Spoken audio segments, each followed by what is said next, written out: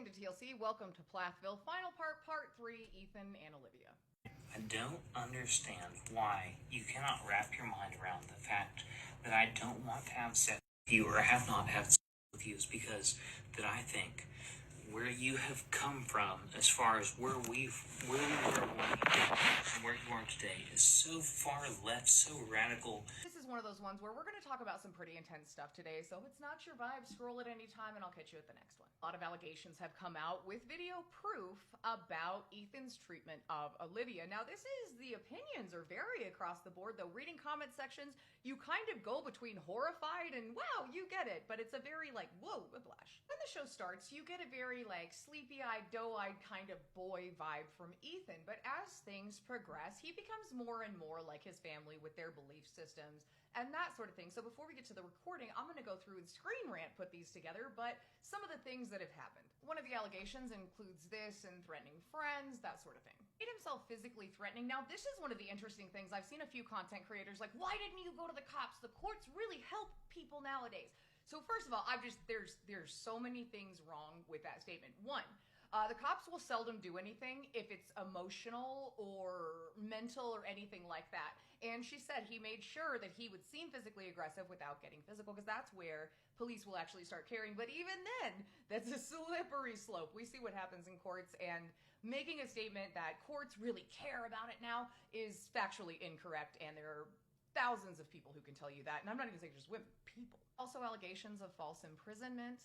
Allegations of not being left alone after fights. If you've ever been in a situation like this where you've gotten to the point that you just need to walk away for a minute, but they keep following you and they keep saying stuff, and it's so hard. It's just, I wouldn't wish it on anybody. Again, thank you to Screen Rant for this, because it's just a lot of information over a long time. Being left stranded on an international trip with no phone, no money, no connection to Wi-Fi. Like I said, there's a lot, so I would encourage you to go look at her stuff. Even if you want to go on Reddit, there's a lot of information there. Now, again, responses are mixed on this one, dude. So prepare yourself. Then driving erratically in the car. And I know that people are gonna be like, that doesn't seem like a big deal. Well, if it's ever happened to you, I had an ex-girlfriend who did that. And let me tell you, the way she was driving, that was terrifying.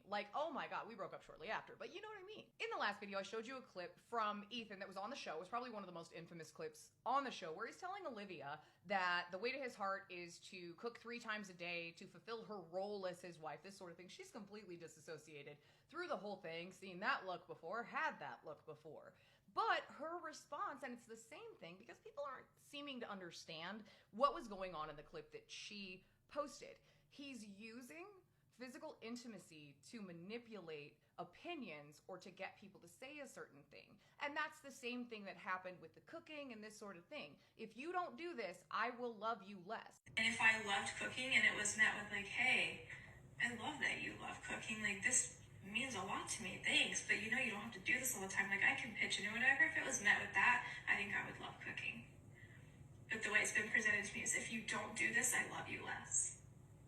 I don't want that kind of relationship. Withholding emotional care and intimacy to get someone to do what you want them to do is manipulative and is textbook emotional.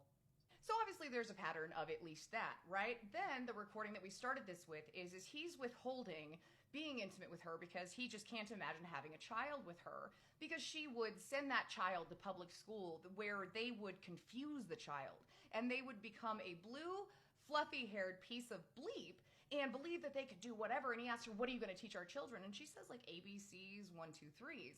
He says we'd have to hire a nanny. I don't want them going to public school, because at public school, they're going to indoctrinate them to think that they are something else or someone else. And we've heard this argument a lot. The interesting thing about that argument, let's debunk one of those things. Let's pull the cat one out, right? Basically, there are cat litter boxes in the closets and classrooms and all this stuff because kids are allowed to identify as cats. Well, see, here's the thing. There probably is a litter-like substance somewhere in your child's classroom if they are in elementary school. Some middle schools and high schools do it, but not as much.